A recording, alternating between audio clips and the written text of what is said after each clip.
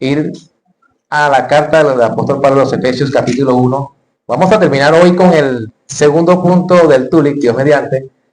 Vamos a hacer algunas definiciones aclaratorias de lo que es la elección incondicional o la elección soberana de Dios.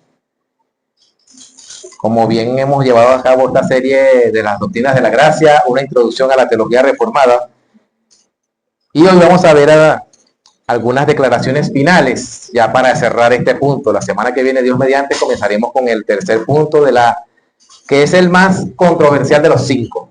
De los 5 puntos del TULIP o de las llamadas doctrinas de la gracia, es el más polémico, que es el de la expiación limitada, o como diría el Cisprur, el propósito del sacrificio de Cristo, para hacerlo más digerible en cuanto a la percepción, porque uno dice expiación limitada, entonces está diciendo que solamente es un número determinado, que ciertamente la Biblia habla del número de los escogidos, pero siempre, y como vamos a ver hoy, a la luz del pensamiento, del raciocinio humano, es como que Dios es injusto, y a la misma vez nos acusan a nosotros de presentar a un Dios injusto. Pero ¿será que es posible eso a la luz de las Escrituras? Hay cosas que nosotros nunca la vamos a poder entender en nuestra razón humana. Hay cosas que se escapan de Dios, de nosotros, en cuanto a Dios.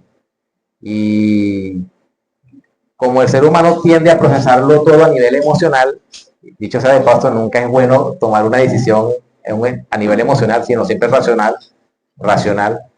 Pero el ser humano en cuanto a Dios tiende a ser emocional. Y entonces todo lo procesamos así. Bien, vamos a leer entonces en el libro de la epístola del apóstol Pablo a los Efesios, capítulo 1, desde el versículo 3 hasta el 14, de la siguiente manera: en el nombre del Padre, del Hijo y del Espíritu Santo. Amén.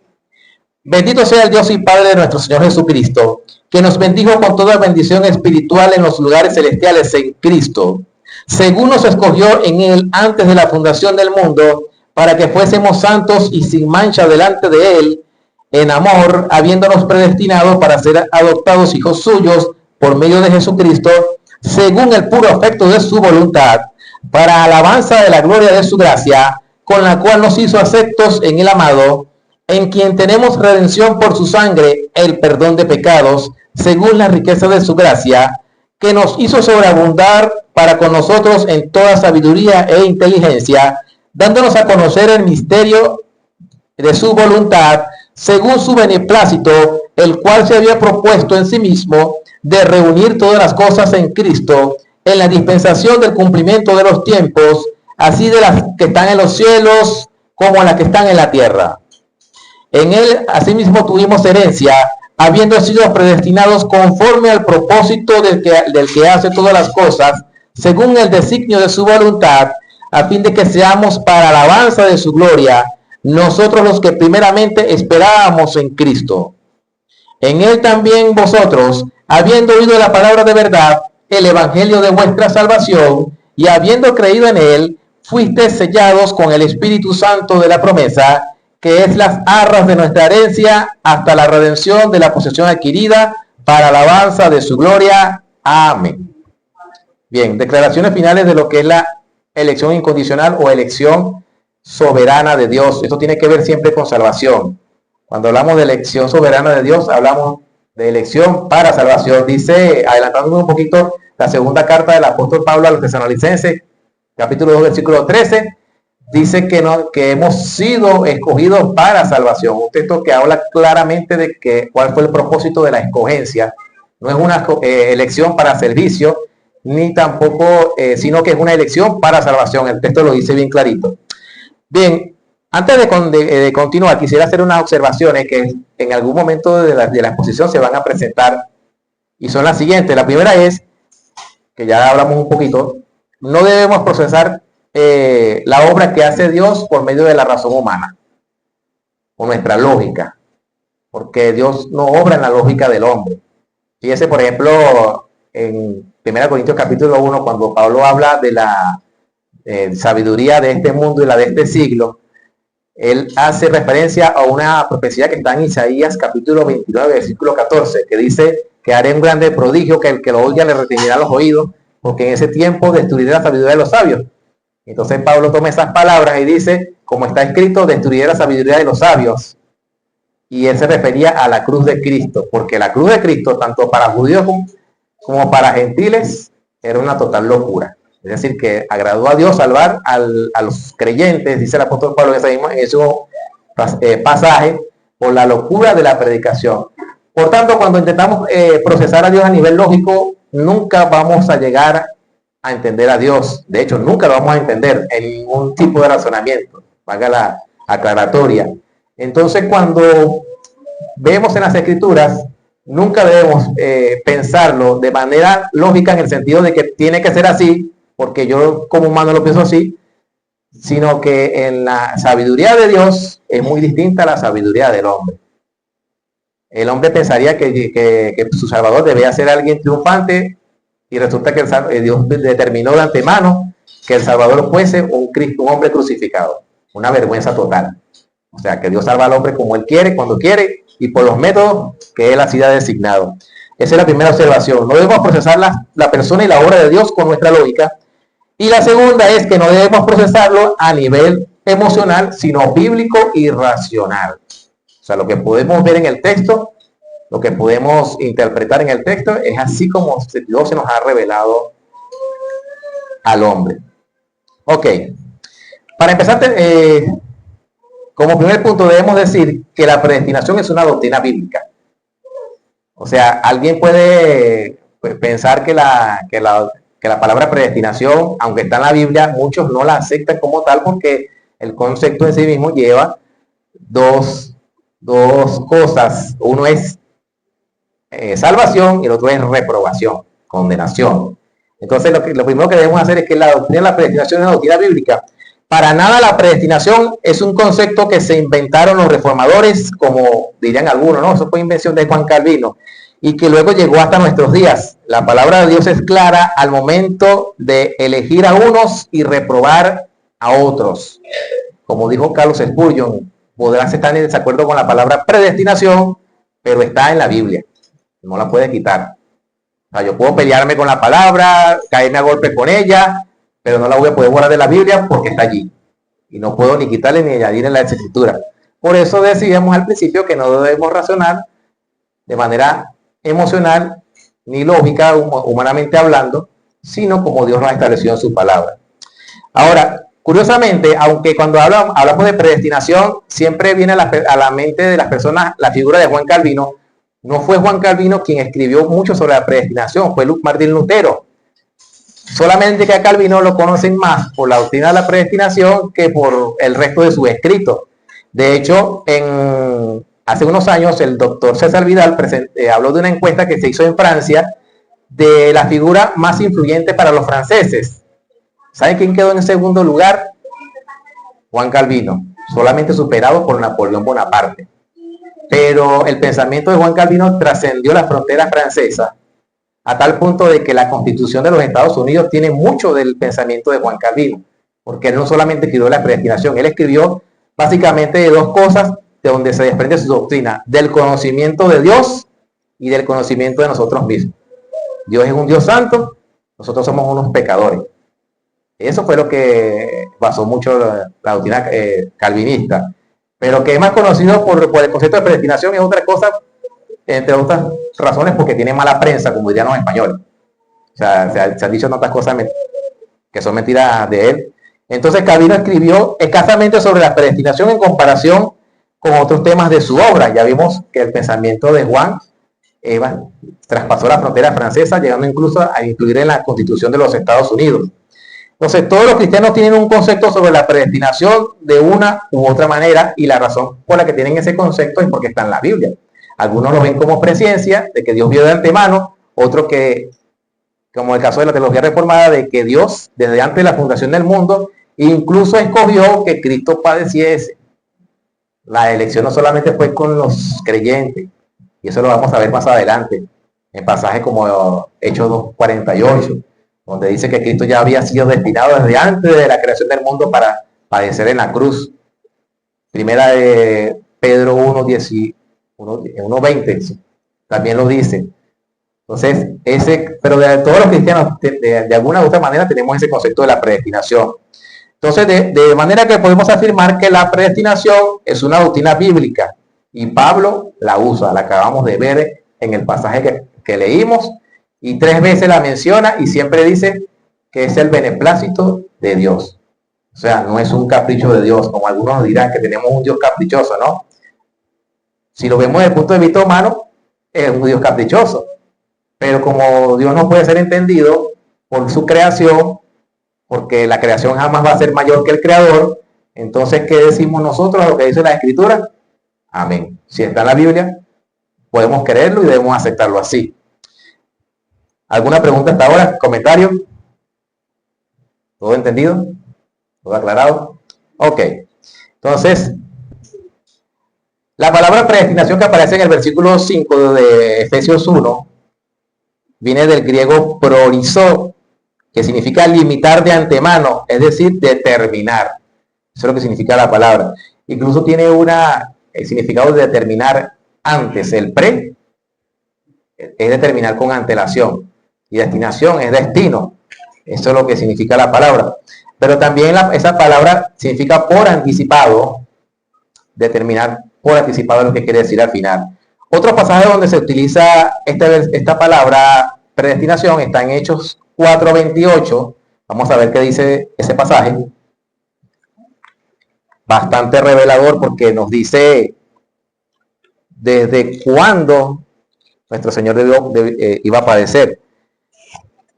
Hechos 4:28 dice de la siguiente manera. Están aquí los discípulos orando porque tenían miedo, ya que se les había prohibido hablar del evangelio, y ellos comenzaron a orar. Y en el versículo 28 dice, o vamos a leer desde el 27, porque verdaderamente se unieron en esta ciudad contra tu santo Hijo Jesús, a quien ungiste. ¿Quiénes se unieron? Dice el pasaje que se unieron Herodes y Poncio Pilato con los gentiles y el pueblo de Israel. ¿Con qué propósito? Para hacer cuanto tu mano y tu consejo habían antes determinado que sucediera. Fíjense, hay algo que siempre se van a preguntar. Me imagino que ustedes han hecho esa pregunta alguna vez, y siempre nos van a preguntar a nosotros, siempre un punto de discrepancia, que cómo conciliar la soberanía de Dios con la libertad humana. Porque en la Biblia está, o la responsabilidad humana, para ser más específico, en la Biblia está por un lado la soberanía de Dios y está la voluntad humana por el otro. O sea, no se pelean. No se pelean, eso lo vemos con claridad en las Escrituras. Dios al pueblo del pacto, que fue Israel, le dijo muchas veces que se arrepintiera. Pero también le dice en el libro de Jeremías y en Ezequiel que no se iban a convertir porque son un pueblo de corazón duro. Pero aún así Dios le dice que se arrepientan y se vuelvan a Él. Por un lado está la soberanía de Dios y por otro lado está la responsabilidad humana. No se pelean. Lo que hicieron Herodes, Poncio Pilato y todo el resto de Israel, que pidió ese día que se crucificara a nuestro Señor Jesucristo, todos ellos eran responsables de lo que estaban haciendo. Todos eran responsables. No lo sabían, que es otra cosa, pero eran responsables. ¿Se acuerdan las palabras de nuestro Señor Jesucristo en la cruz? Padre, perdónanos porque no saben lo que hacen. Pero ellos eran responsables de lo que estaban haciendo. O sea, ellos no actuaron mecánica ni robóticamente como se nos han dicho, o se nos quiere culpar de que ellos hicieron todo así porque Dios intervino en su voluntad y no tuvieron poder de decisión alguna, no.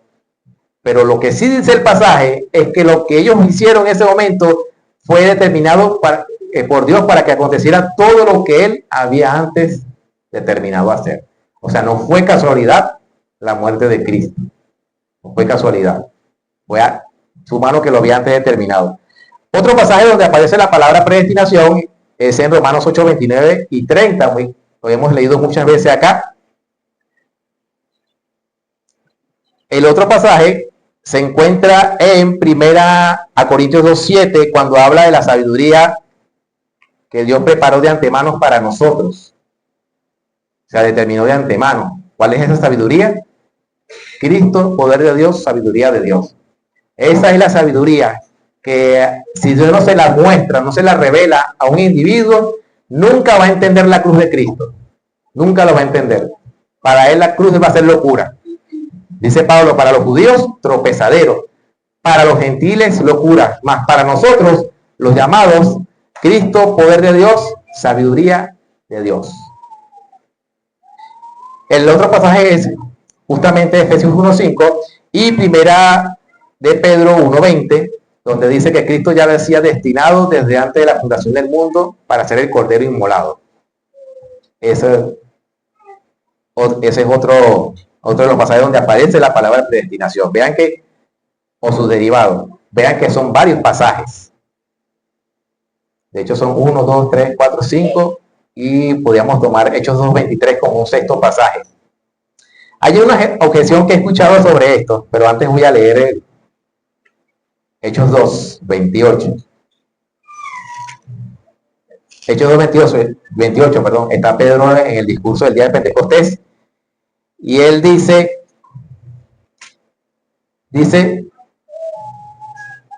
Hechos 2:28 o 2:23, déjame ver.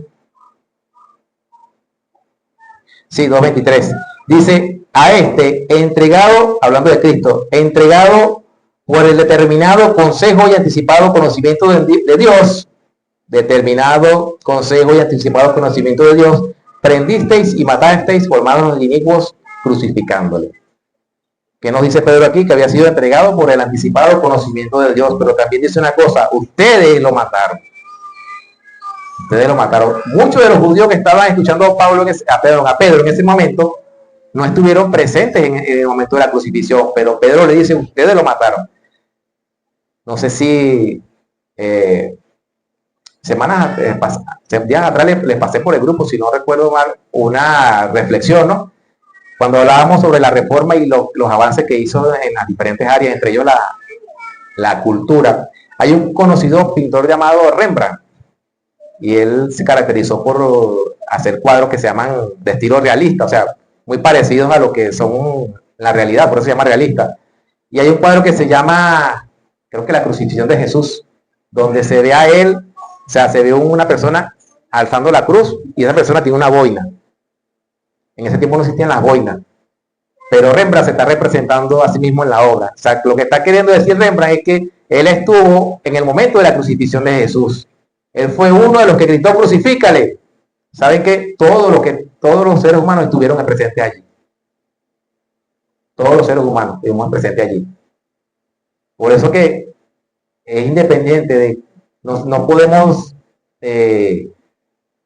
tenemos que concluir al final de que todo es por gracia. Que la única diferencia entre nosotros y los no creyentes es la gracia de Dios. Porque si hubiésemos estado presentes allí en ese lugar, en el momento que Pilato estaba dando al pueblo la decisión, la elección de escoger, todos hubiésemos gritado crucifícale, todos hermanos, porque la corrupción que hay en nuestras vidas, en nuestras almas, nos hubiesen impulsado a rechazar a Cristo, al Mesías, como lo dice el Isaías 53, que le tuvimos por herido de Dios. Todos lo rechazamos, lo vimos como algo sin valor alguno. Entonces, Pedro está diciéndole aquí que esos judíos que estaban escuchándolo, ellos dijeron, por culpa de ellos, Cristo fue crucificado. Y no estaban allí, eran muchos, como tampoco estuvimos nosotros, pero estuvimos allí. Estuvimos representados en ese grupo allí que estuvo clamando por la muerte de nuestro Señor Jesucristo. ¿Preguntas hasta acá? ¿Comentarios? Ok. Ahora, la pregunta no es, ¿enseña la Biblia la predestinación? No. La pregunta sería, ¿qué significa exactamente el concepto bíblico de predestinación? A ver si alguien me puede decir algo de lo que hemos hablado hasta este momento. ¿Qué significaría? Hablamos de que pre es antes, con antelación, y destinación, destino. Entonces, cuando hablamos de predestinación, en el concepto bíblico, hablamos de un destino. Por ejemplo, un viaje en avión. Nadie viaja en avión sin saber primero para dónde va. ¿Ah? Menos. No, pero puede llegar a como una película por allí que vi, que puedes llegar a la terminal y comprar un boleto del primer avión que salga. Pero eso es una... Como se dice la palabra, es un inicio de un destino que viene siendo lo mismo que la salvación del Señor. Ok. Entonces, ahora cuando hablamos de predestinación, hablamos de un destino ya fijado, ya destinado. La predestinación se relaciona con el tiempo antes de que nazcamos o crezcamos o creamos en Cristo.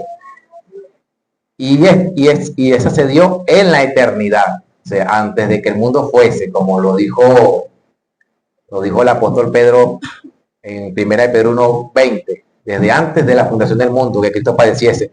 Entonces la predestinación es el plan soberano de Dios para los seres humanos, decretado por Él en la eternidad.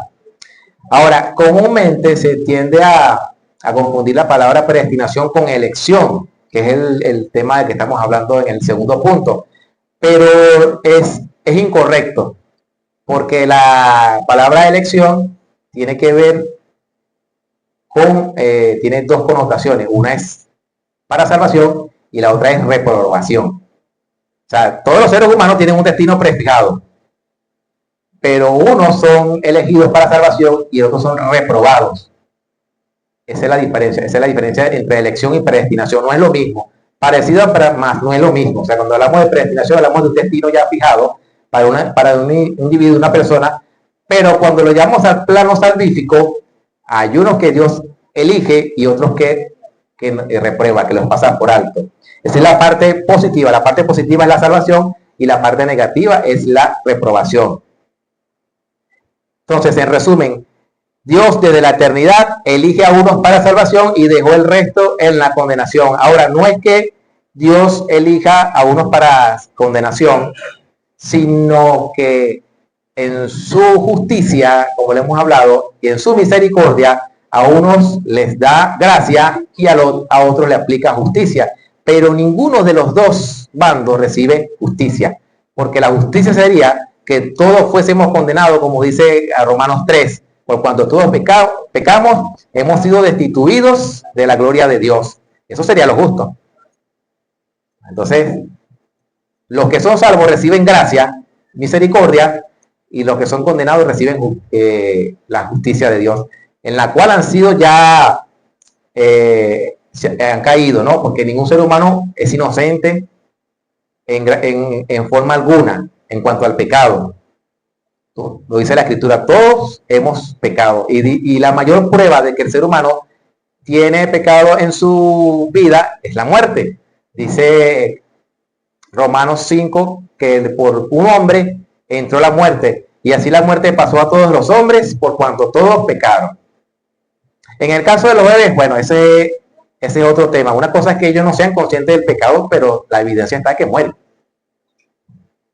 O sea, si no tuviesen pecado no morirían. Que ellos sean conscientes de su pecado es otra cosa. Pero sí hay pecado en cada ser humano. La evidencia es la muerte. O sea, no nos podemos quitar esa evidencia de encima, por más que queramos. Ok. ¿Preguntas? ¿Comentarios? Bien. Ahora, otro punto. ¿Es condicional o incondicional la elección de Dios? Ahí surge una pregunta. ¿En qué se basa Dios su decisión de elegir a unos y a otros no? O sea, como en el caso de la guerra, cuando hay momentos de que ya hay un bando que no puede sostener porque ya no tiene recursos para seguir combatiendo, entonces proclama una rendición. Esa rendición es incondicional, porque su vida depende de ellos. Una rendición incondicional. Quien pone las condiciones es el bando vencedor. Eso incluso se dio en la Segunda Guerra Mundial, cuando a Japón, a las potencias que promovieron la guerra, pues le impusieron sanciones. Las sanciones las impusieron el bando vencedor, no los vencidos. Los vencidos, bueno, tuvieron que hacer a cargar con sus consecuencias. Entonces, así como en la guerra se ponen las condiciones, Dios pone las condiciones para que la persona se rinda. El rendido no pone las condiciones, es Dios quien pone las condiciones. Entonces, para la iglesia reformada, Dios elige a ciertas personas a salvación porque ya sabe de antemano que van a creer, y sobre esa base, para las iglesias que no son reformadas, Dios elige a algunas personas que van a creer porque sabe de antemano que van a creer sobre esa base. Ya eso sería una condición, ya no sería elección incondicional, y ya sería en base a esa decisión que van a tomar las personas. Entonces, allí las condiciones no las pone Dios, las pone la persona que va a creer. Entonces, aquí la elección es condicional desde ese punto de vista. Ahora, en su texto favorito, aunque pareciera mentira, es Romanos 8, 29 y 30. Dice que los que antes conoció también los predestinó. Dice, bueno, Dios predestinó a los que conoció él, que iban a conocerlo a él. O sea, una maroma así de palabras. Pero aunque Pablo incluye el conocimiento anticipado de Dios, no indica por ninguna parte que la persona elegida cumple alguna condición. Y eso lo vemos en todo el pasaje de Romanos 8, 29 y 30. El mismo grupo que conoce, el mismo grupo que llama, el mismo grupo que justifica, el mismo grupo que va a glorificar. Entonces la cadena en ese pasaje viene siendo así: presciencia, predestinación, vocación o llamado, justificación y glorificación. Esa es la condición en Dios. Entonces, hay que distinguir en cuanto al llamado, dos tipos de llamado. Está el llamado externo, que es el llamado que se hace cuando predicamos el Evangelio, que cualquier persona puede oír. Cualquier persona puede oír el Evangelio. De hecho, muchas personas oyen el Evangelio, bien sea que pasen por una campaña, o porque lo oyen en la radio, o porque se consideran con alguna literatura cristiana, pero todos oyen el Evangelio, en su mayoría. Pero no todos los que oyen el Evangelio responden al llamado. Y ese es el llamado interno, el llamado efectivo que hace el Espíritu Santo en la vida de las personas, para que esa persona venga a Cristo en arrepentimiento y fe. No es lo mismo. No es lo mismo. Nosotros predicamos y el Evangelio es resistido, porque el hombre por naturaleza va a resistir el Evangelio. Pero cuando es Dios quien llama a la persona, así como lo dice en Romanos 8, 29 y 30, va a ser llamado y va a ser justificado y finalmente glorificado. O sea, el llamado es efectivo. Como el apóstol Pablo cuando iba camino a Damasco, que iba persiguiendo a los cristianos. Ese es el llamado efectivo, que rompe el corazón más duro en la persona. Por eso que siempre debemos orar para que Dios toque los corazones. De hecho, lo hemos cantado durante muchos años. La iglesia en el siglo XX cantó un himno que dice: sembraré en corazones del mármol la bendita palabra de Dios. Sembraré, dejaré el resultado al Señor. ¿Sabe quién oró por Pablo en alguna oportunidad? Esteban. Cuando estaba siendo apedreado, dijo: Señor, no le tome en cuenta este pecado. Seguramente no lo dice la Biblia, pero seguramente esas palabras, esa actitud de Esteban acompañó a Pablo el resto de su vida. Como un hombre que estaba siendo martirizado, rogó por sus enemigos. Eso es algo que entra en los misterios de Dios. O sea, nosotros, por más que haya personas que hagan daño a alguien, nuestra oración siempre debe ser que Dios lo toque y los convierta. Nosotros no conocemos el futuro, pero Dios sí. Y nosotros no conocemos quién va a creer, pero Dios sí. Por eso la Biblia no nos manda a amar a los que nos aman, sino a quién, al enemigo. Es incondicional ese amor. Ese amor no tiene condiciones.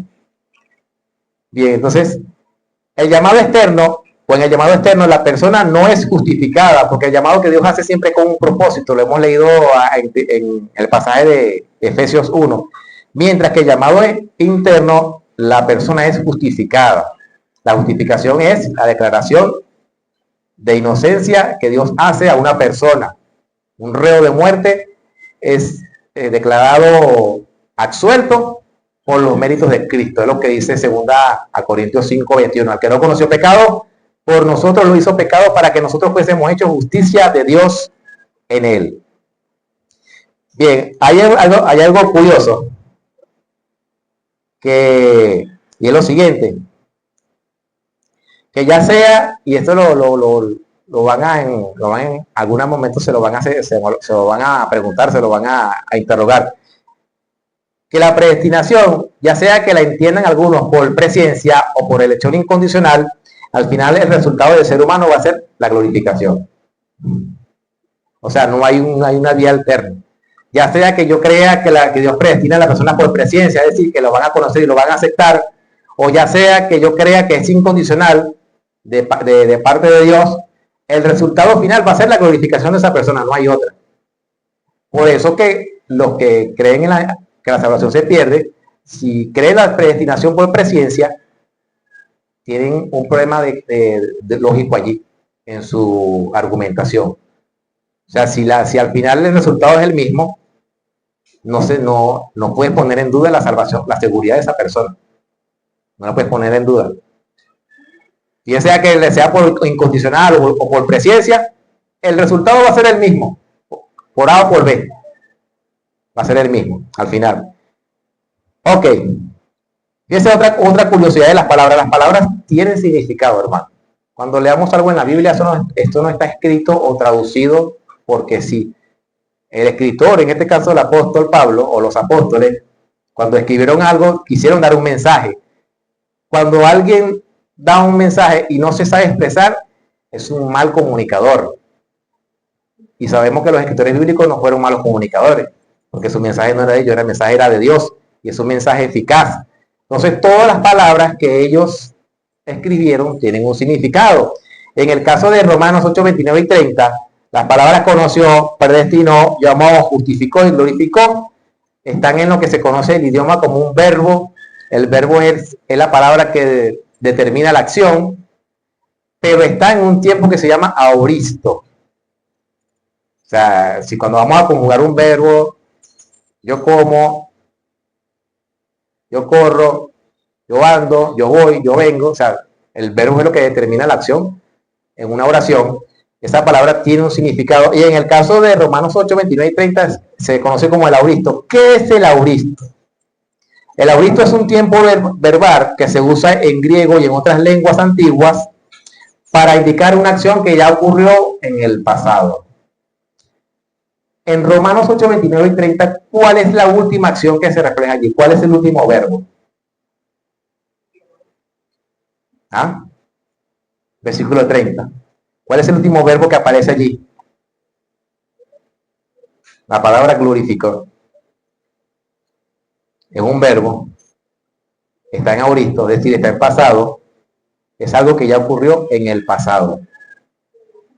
Fíjense que los hijos de Dios no hemos llegado a ese estado, pero ya la Biblia dice que ese es el destino, la glorificación.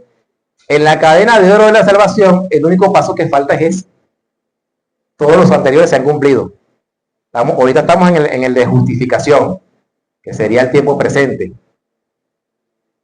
Pero faltaría el de la glorificación. Ahora, no dice los va a glorificar, sino que él los glorificó, tiempo pasado. Es decir, ya esa acción está dada por hecho en el plan salvífico de Dios. Ya está dada. Entonces, cuando vean eso allí, siempre recarguen o siempre vean que la palabra glorificar está en pasado, lo cual significa que es una acción que ya ocurrió. Pero la pregunta es, ¿ha ocurrido en nuestro presente? ¿Es una realidad en nuestro presente? ¿Es una realidad tangible que se puede tocar? No la es. Pero ya la Biblia dice que sí. Eso es destino. Ok. La cadena de la salvación. ¿Preguntas hasta acá? ¿Comentarios? ¿Todo claro? Ok, vamos a hablar brevemente sobre lo que se llama la cadena de oro de la salvación. La cadena de oro de la salvación en la teología reformada significa que Dios predestina a algunas personas a recibir un llamado divino que otras no reciben. Y la cadena de oro tiene su base en estos versículos de Romanos 8, 29 y 30. Fíjense que en los versículos hay una palabra que resalta también. A los que llamó, a estos también predestinó. A los que predestinó, a estos también justificó. Y a los que justificó, a estos también llamó. Eso quiere decir que esa palabra también incluye al grupo del inicio, del llamado, de la predestinación. Y es el grupo que va a ser glorificado. También, es una cadena, no se rompe. Eso nos quiere decir también que en la salvación, en el plan salvífico de Dios, ni uno más, ni uno menos. O sea, Dios no se va a sorprender porque alguien se salvó que no esperaba, ni tampoco se va a sorprender porque alguien que estaba salvo se perdió. O sea, la cadena de oro es irrompible. ¿Por qué es irrompible? Porque fue el mismo Dios que la forjó. Por eso es irrompible. Y es la promesa que tenemos. Ok.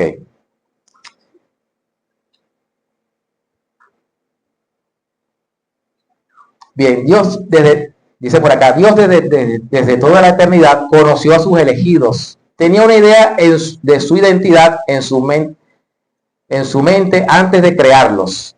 Los conoció no solo en el sentido de tener una idea previa de sus identidades personales, sino también en el sentido de abandonarlos. Fíjense que la palabra conocer en la Biblia tiene un concepto distinto al que nosotros tenemos en español. Cuando hablamos de conocer en español, decimos, no, yo conozco a una persona tal, o sea, la conozco de vista o trato. En la Biblia también está ese concepto, pero también está otro, a ver si se acuerdan, el otro concepto de conocer, que es el que se da en el matrimonio. Dice Génesis, conoció a Adán a su mujer Eva. Dice Mateo que José no conoció a María hasta que Dios dio a luz a su hijo primogénito. En esa forma de conocimiento es que Dios conoce a sus escogidos, de esa manera íntima. Por eso que en Mateo 7, cuando dice a aquellos que se presentarán en aquel día y dirán, Señor, en tu nombre hicimos milagros, no hicimos sanidades, ¿qué les va a decir Cristo? Nunca los conocí. Pregunta, ¿será que Jesús no conocía a esas personas por identidad? Sí los conocía, pero no eran conocidos de él en una relación salvífica, en una relación íntima con él, con ellos, como Dios.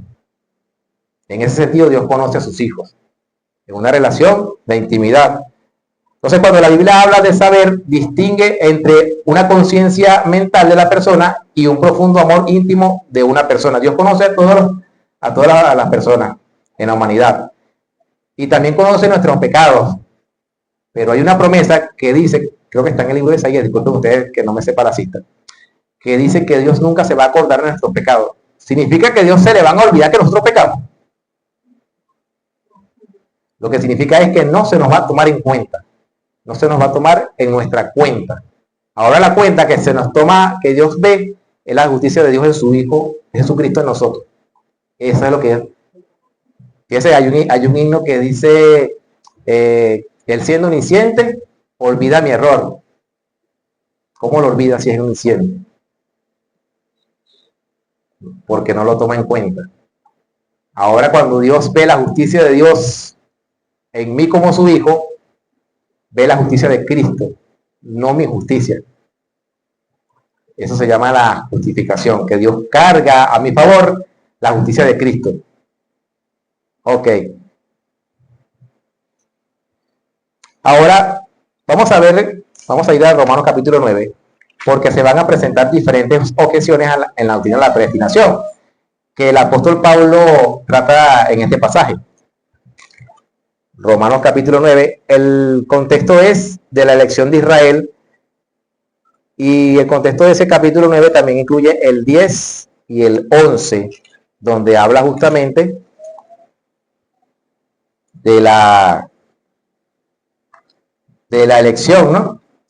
Dice Romanos 9 en adelante, dice, verdad digo en Cristo, no miento, y mi conciencia me da testimonio en el Espíritu, que tengo gran tristeza y continuo dolor en mi corazón, porque deseara yo mismo ser anatema, separado de Cristo, por amor a mis hermanos, los que son mis parientes según la carne, que son israelitas, de los cuales son la adopción, la gloria, el pacto, la promulgación de la ley, el culto y las promesas, de quienes son los patriarcas y de los cuales, según la carne, vino Cristo, el cual es Dios sobre todas las cosas, bendito por los siglos. Amén.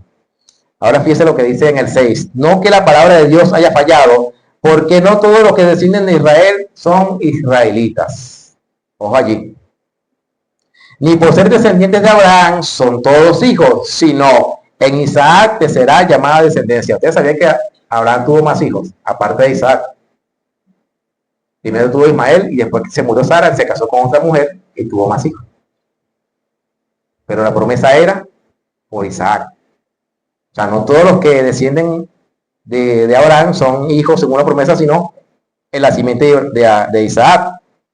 El 8, esto es, no que los hijos según la carne son los hijos de Dios, sino los que son hijos según la promesa son contados como descendientes. Porque la palabra de la promesa es esta, por este tiempo vendré y Sara tendrá un hijo. Y no solo esto, sino también de Rebeca, sino también cuando Rebeca concibió de uno, de Isaac nuestro padre, pues no habían aún nacido, ni habían hecho aún ni bien ni mal, para que el propósito de Dios, conforme a la elección, permaneciese, no por las obras, sino por el que llama, se le dijo, el mayor servirá al menor. Como está escrito, a Jacob amé, mas a Esaú aborrecí.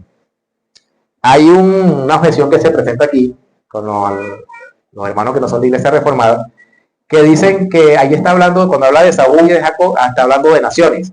Edom por parte de Esaú y Jacob, Israel por parte de Jacob. Bueno, cuando hablan de eso y dicen que la elección fue por los pueblos, por las naciones, lo que hacen es aumentar el problema. Lo que hacen es aumentar el problema, porque no es lo mismo elegir a un individuo que elegir a una nación. O sea, una nación son personas, miles de personas que no se van a poder contar. En cambio, un individuo es una sola persona. Y Dios dice, no, Dios está eligiendo aquí, pero es para servicio. Porque dice que no, Dios no elige a nadie para salvación, pero ya les había citado previamente, según Tesalonicenses 2:13. Entonces, pero fíjese como dice el texto, ni habían hecho aún ni bien ni mal. La elección fue incondicional.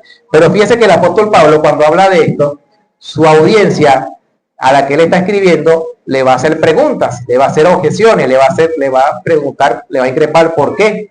Y Pablo, anticipándose a esas objeciones, él dice en el versículo 14, ¿qué pues diremos? ¿Que hay injusticia en Dios? ¿Y cuál es la respuesta que Pablo dice? En ninguna manera. O sea, aquí Pablo no está tratando de justificar a Dios porque escogió a Jacob por encima de Esaú, sino que él dice que no hay injusticia en Dios por ninguna parte. O sea, no hay. Es lo más tremendo del caso, que Pablo no se está justificando, no quiere justificar a Dios por su proceder, sino que dice que en Dios no hay injusticia de ninguna manera. Y después cita a un libro, a las palabras de Moisés, cuando dijo, pues a Moisés dice, tendré misericordia del que yo tenga misericordia y me compadeceré del que yo me compadezca. O sea, todavía poniéndole, como dicen por ahí, el clavo al ataúd, el último clavo al ataúd. Dios tiene misericordia de que Él quiera tener misericordia y se compadecerá de quien Él se compadezca. Por eso debemos darle gracias a Dios que en nuestro contexto cultural pudimos conocer a Cristo. Hay otros contextos culturales donde no conocen a Cristo, pero nosotros tuvimos el privilegio de conocerlo a Él, de escuchar su evangelio, escuchar su mensaje, creer en Él y perseverar hasta el día de hoy. Entonces, dice el 16, así que, bueno, ya para rematar, como diríamos nosotros en criollo, así que no depende del que quiere ni del que corre, sino de Dios que tiene misericordia. Elección incondicional. Seguimos leyendo, porque la escritura dice a Faraón, por esto mismo te he levantado para mostrar en ti mi poder y para que mi nombre sea anunciado por toda la tierra, de manera que de quien quiere tiene misericordia y al que quiere endurecer, endurece. Ahora, en el caso del Faraón, dice la Biblia en Éxodo que Dios endureció el corazón de Faraón, pero también dice que este mismo pasaje que el Faraón se endurecía cada vez más, cada vez que había un milagro, un prodigio que hacía Dios por medio de Moisés, endurecía más su corazón. Recuerden lo que hablamos hace un minuto, que tanto la soberanía de Dios como la responsabilidad humana están presentes. Para Dios endurecer el corazón de Faraón no tuvo que hacer nada. Simplemente dejarlo a su libre albedrío. Cuando Dios deja al hombre a su albedrío, el hombre no corre hacia Dios, corre hacia su pecado. Eso lo dice Romanos 1, del 18 en adelante, lo dice 2 Tesalonicenses 2. Cuando Dios, no hay mayor juicio para una persona en esta vida que Dios lo deje a su libre voluntad.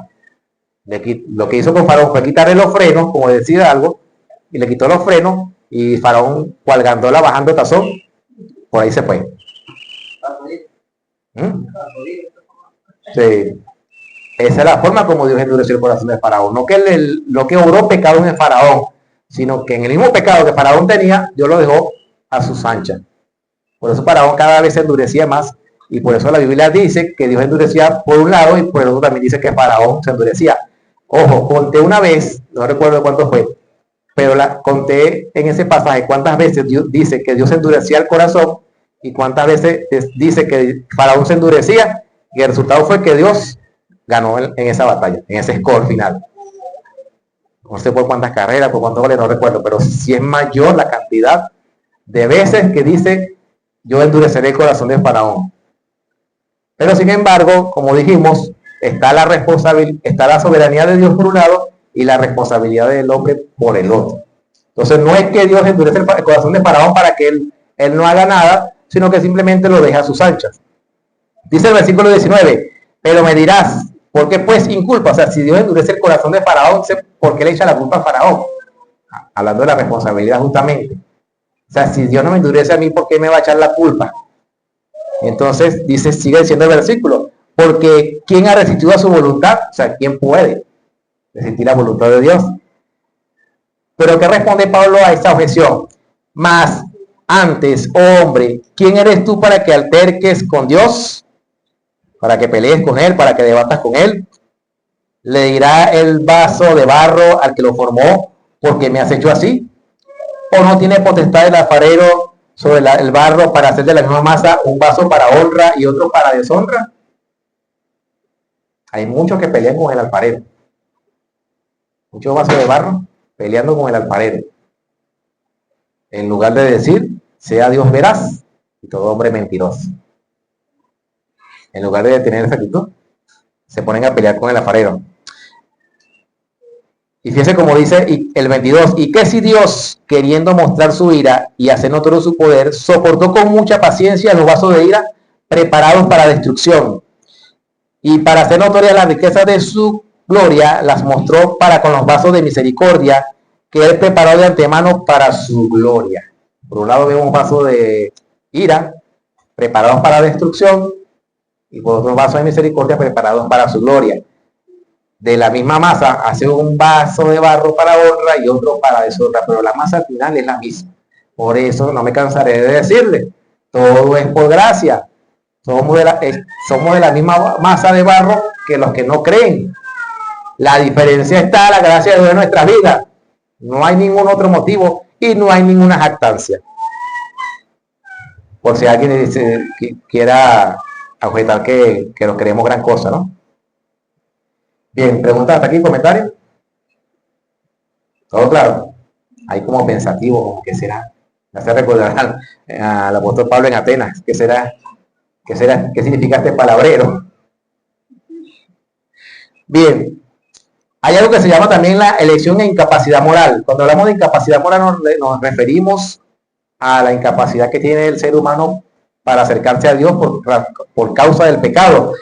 Nos dice muchas veces en el Evangelio de Juan, capítulo 6, que, vamos a leerlo, Juan 6:64, donde habla de la incapacidad moral del hombre para acercarse a Dios. Acercarse a Dios en los términos que él establece, ¿no? Porque el ser humano siempre va a crear su propio sistema religioso para querer acercarse a Dios, pero no es lo que Dios ha establecido.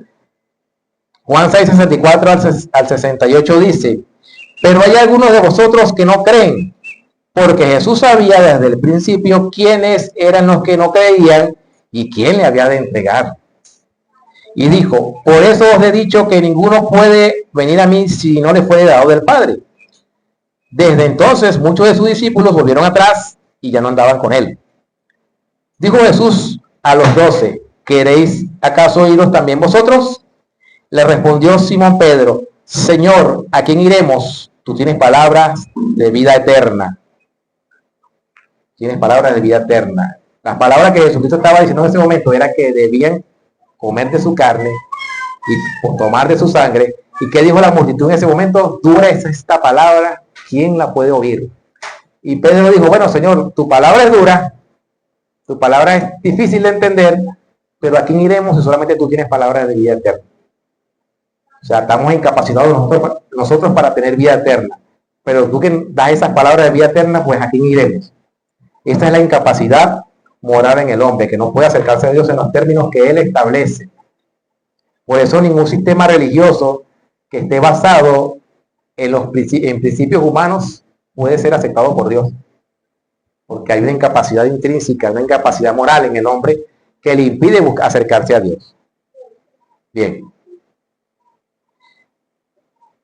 Para ir terminando, hay algo que van a encontrar, si no lo han leído, lo van a encontrar, lo van a escuchar de alguna manera, que es acerca de la doble predestinación. O sea, hemos hablado de la predestinación y hemos dicho que es un destino fijado con anticipación. Pero, ¿y qué de los que no son salvos? ¿Será que están predestinados para tal fin? Por eso se habla de la doble predestinación. Entonces, la reprobación, que es la cara contraria a la elección, es justamente la cara contraria de esa moneda. O sea, son dos caras de la misma moneda. Por un lado está la elección para salvación y por otro lado está la reprobación. Eso, aunque nosotros no lo queramos ver así, es una doble predestinación. O sea, no basta con hablar de Jacob si no se habla de Esaú. O sea, por un lado dice Jacob amé, pero ¿qué pasó con Esaú? ¿Qué pasó con Esaú? Dice a Esaú, aborrecí a Esaú, odié, dice algunas versiones. Que de hecho eso es lo que significa la palabra. Ahora, si ustedes revisan cómo fue la vida de estos dos individuos después que se separaron, cuando Jacob huye, o incluso antes, usted revisa y ninguno da muestra de que haya habido algo distinto en ellos. Porque si bien Esaú vendió su primogenitura, también se casó con mujeres que les era prohibido a ellos. Pero cuando Jacob huye de su casa, huyendo de su hermano, cuando le llega la noche y tiene el sueño aquel de la escalera que viene del cielo y se apoya de la tierra, ¿qué fue lo que hizo? Era el siguiente día cuando despertó. Sorprendido primeramente por ese sueño, dijo, ciertamente esta es casa de Dios y puerta del cielo. Pero ¿qué hace él? Agarra una piedra donde se acostó esa noche y la unge y la pone como señal y dice, si me diere pan para comer a donde voy, el diezmo apartaré para ti. Ahí vemos a un regateador. Ahí no vemos a alguien que tiene una convicción firme en Dios. O sea, Jacob todavía estaba su fe, todavía estaba en pañal en ese momento. Pero la actitud no era la correcta. O sea, ¿cómo tú vas a servir a Dios, te dé o no te dé? O sea, si vemos la vida más adelante de Jacob, cuando hace trampas para quedarse con cierta parte de las ovejas, del ganado, vemos que su vida siempre va obrando contra los principios que nosotros consideramos de santidad. No es sino hasta que tiene el encuentro con el varón aquel en el monte, cuando hubo una transformación en Jacob, cuando se le cambia el nombre por Israel. Hasta ese momento Jacob era igual que Saúl. Hasta ese momento, hasta ese encuentro con ese varón. Pero si comparamos la vida de los dos, no hay motivo alguno para que haya escogido a Jacob y haya aborrecido a Esaú. Entonces, hay una doble predestinación allí.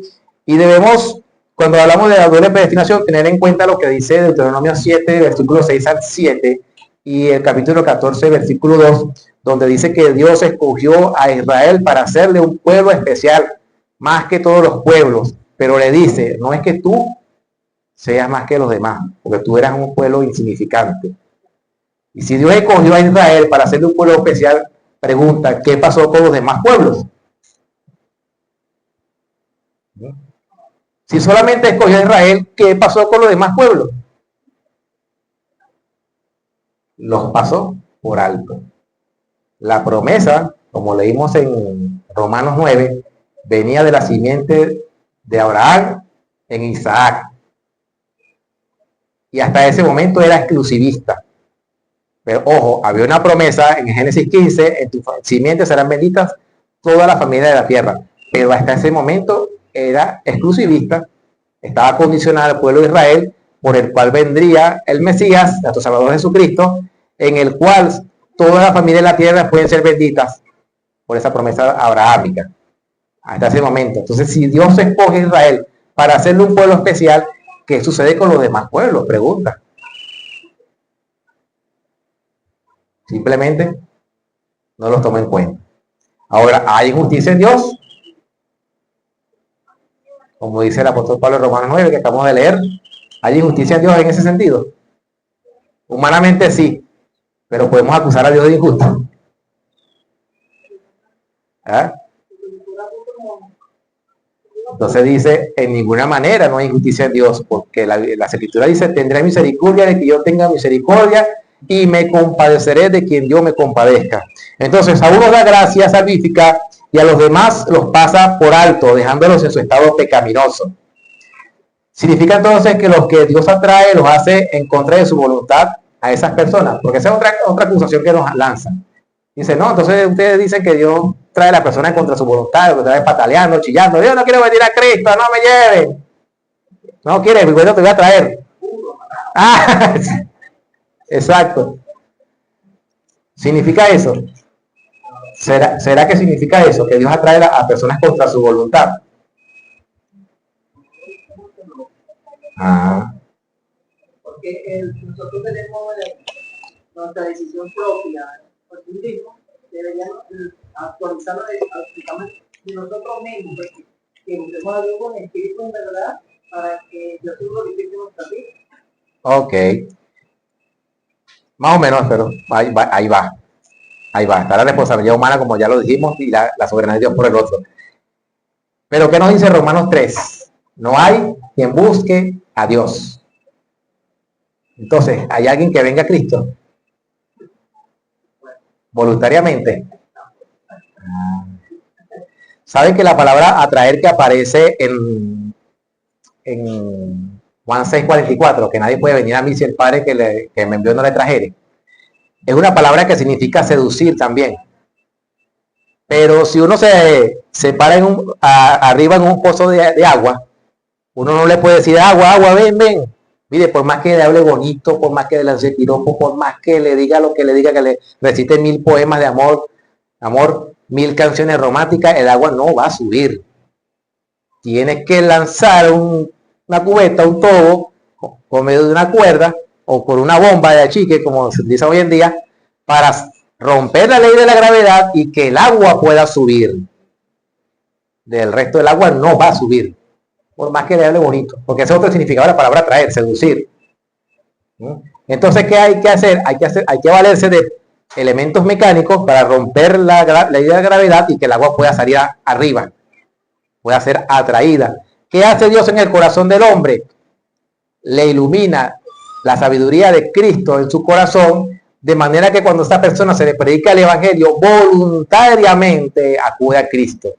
Ya la cruz no es una locura para esa persona que está oyendo el evangelio, sino que ahora ese Dios que antes aborrecía, ahora lo quiere amar. O sea, Dios primero tiene que obrar en el corazón del hombre, partir ese corazón de roca, ese corazón de mármol, como dice el cántico, aquel himno, y una vez que lo convierte en un corazón de carne, dice que nunca se va a apartar esa persona de Cristo. Dice el evangelio, eso es lo que hace Dios, cambia nuestra naturaleza, cambia nuestros afectos, cambia nuestros sentimientos, es decir, cambia toda nuestra capacidad intelectual incluso, y ahora nosotros venimos a Cristo voluntariamente, ahora queremos estar en Cristo. En ningún momento nuestra voluntad es forzada a creer en Cristo. Aquellos que son forzados a creer en Cristo, la consecuencia inevitable es que algún día se van.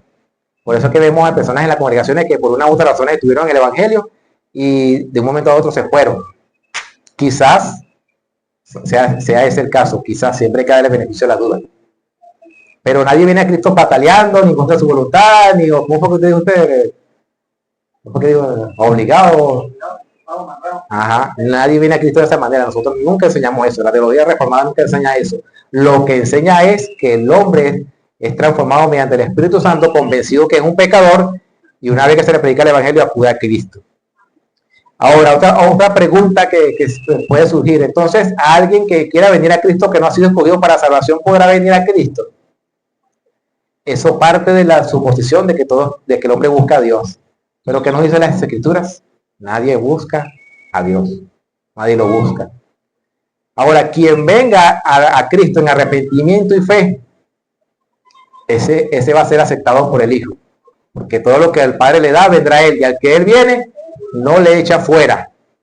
O sea, nadie que venga a Cristo en arrepentimiento y fe, Cristo lo va a rechazar. Ya el Padre lo atrajo. Es solamente que en ese momento quiere aceptar a Cristo como su Salvador. Ahora, seguramente ustedes se preguntarán, bueno, ¿cómo yo sabré si soy o no soy? Bueno, le voy a hacer una pregunta. ¿Usted cree que es un pecador? A ver, respóndame.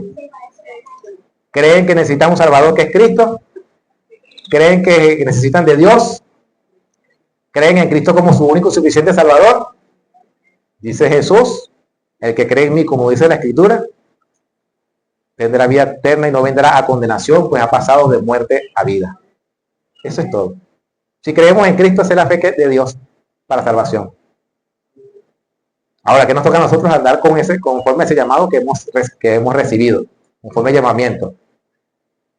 Pero todo el que tenga fe en Cristo y venga a Él en arrepentimiento y fe, va a ser aceptado. Va a tener los brazos de Cristo, como dice el cántico, abiertos. Cristo no lo va a rechazar. Cristo no lo va a rechazar. Preguntas finales para ir cerrando.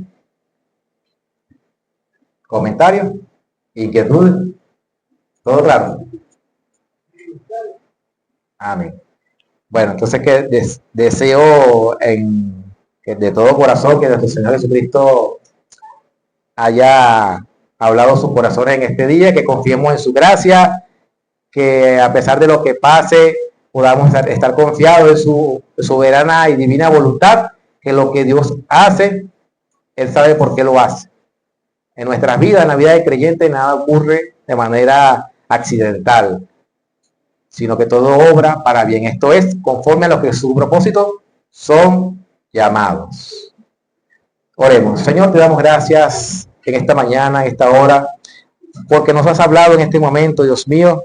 Gracias te damos por tu palabra, que es más viva y eficaz y más cortante que toda espada de doble filo, Dios mío. Te pido, Padre bueno, que seas tú llevando las palabras que tus hermanos han recibido de sus oídos a sus corazones, Padre celestial. Que seas tú iluminando sus mentes en el conocimiento de tu voluntad, Dios mío. Que seas tú, Padre bueno, manteniéndolos firmes, Dios mío. Que en el momento de la duda, en el momento que piensan que el enemigo quiera hacerlos dudar de su salvación, de su identidad en Cristo, ellos puedan recordar tus palabras y decir que aquel que ha creído en Cristo tiene vida eterna y no vendrá condenación, pues ha pasado de muerte a vida, Dios mío. Tú dices en tu palabra en Romanos 10, que si confesamos con nuestra boca que Jesús es el Señor y creemos que el Señor le levantó de los muertos, seremos salvos. Y nosotros los que estamos aquí hemos creído que Jesús es el Señor, que tú lo levantaste de los muertos y como resultado hemos recibido tu vida eterna, Padre celestial. Gracias te damos, Dios mío, por este remanente que está aquí, Señor Jesús. Gracias te damos, Padre celestial, por lo que han podido escuchar, Dios mío. Te pedimos, Padre eterno, que cada palabra que salga desde este lugar, que sea para edificación, que sea entendible a cada uno de nosotros, Dios mío, y aquellos que no podamos entender, que sea tu Espíritu Santo iluminándonos, Dios mío, que sea tu Espíritu Santo y Divino que está en este lugar presente para iluminar a cada uno de los corazones y podamos estar seguros en ti. Como dice Pablo a los Colosenses, estamos completos en ti. No nos falta nada, Señor. Oramos sabiendo que tú nos oyes en el nombre de Jesús. Amén y amén. Solo Cristo, solo por fe, solo por gracia, solo la Escritura, solo a Dios la gloria. Amén.